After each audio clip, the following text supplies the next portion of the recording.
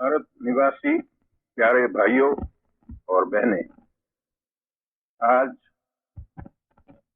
भारत की स्वतंत्रता का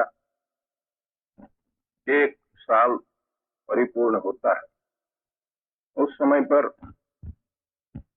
हमें जो खुशहाली होनी चाहिए इतनी तो नहीं होती है, फिर भी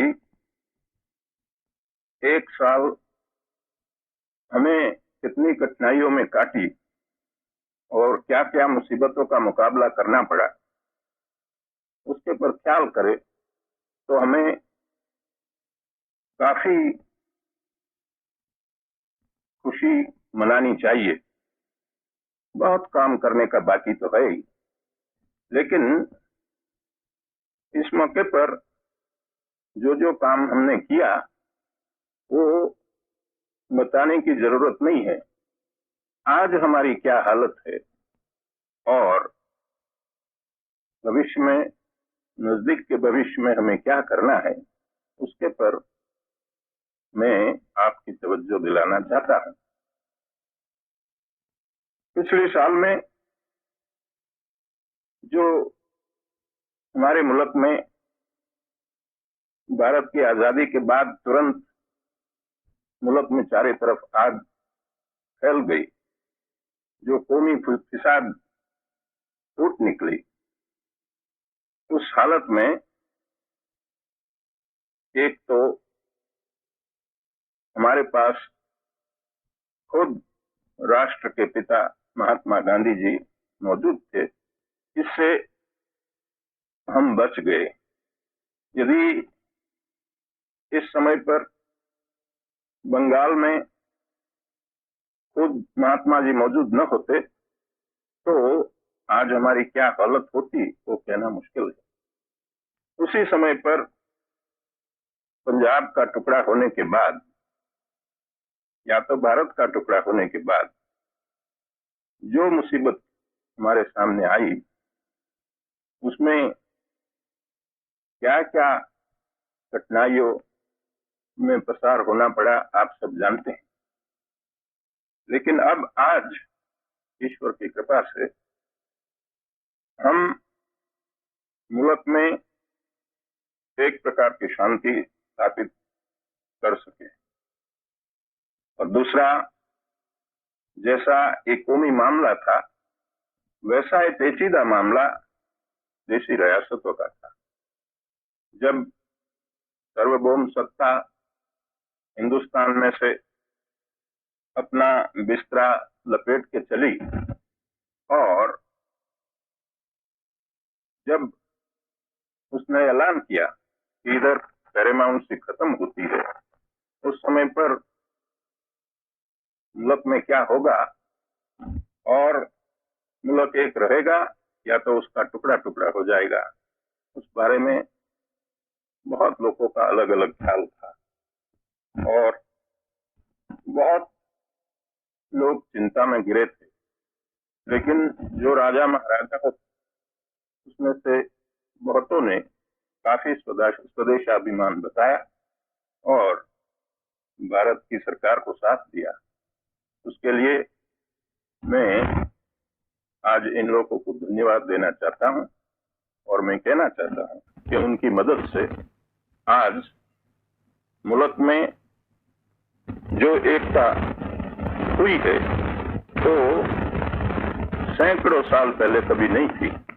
इतनी एकता हमने बनाई है। तो हिंदुस्तान का टुकड़ा होते हुए भी भारत आज एक बहुत बड़ा मुल्क है और जो काम हमें करना है वो काम हम करें तो सारी दुनिया में हिंदुस्तान जो अपना योग्य स्थान है वो ले सकता है। और मुझे विश्वास है कि इस रास्ते पर जो रास्ता गांधी जी ने हमको बताया है उसी पर हम चलेंगे तो हमारी जगह सारी दुनिया में बहुत ऊंची होगी। अब हमारा प्रथम कर्तव्य जो हिंदुस्तान में शांति रखने का या शांति स्थापित करने का था वो ठीक तरह से हुआ है, तो अभी परिपूर्ण नहीं हुआ है, ये हमें मानना पड़ेगा।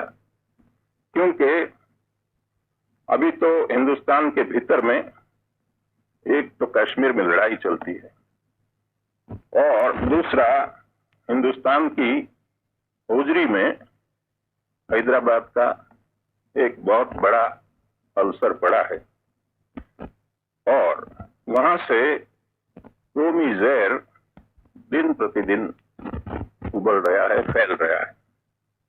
उन दोनों चीज का फैसला करने की हमारी पूरी कोशिश है और हम उम्मीद रखते हैं और हम विश्वास भी दिलाना चाहते हैं कि जितना जल्दी हो सके इतना हम करेंगे। लेकिन ये तो मुल्क के भीतर की बात है। हमारे मुल्क के आसपास जो हालत है उसके पर हमें ख्याल रखना है।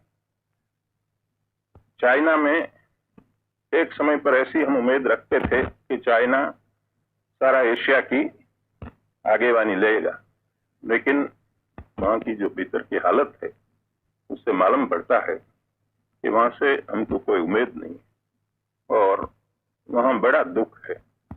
और चाइना में जो आज हालत हो रही है, ऐसी हालत दुनिया में कोई मुल्क की नहीं है। अब उसके पास आप देखें मलाया, वहां भी फिसाद हो रही है, इंडो चाइना वहां भी फिसाद हो रही है।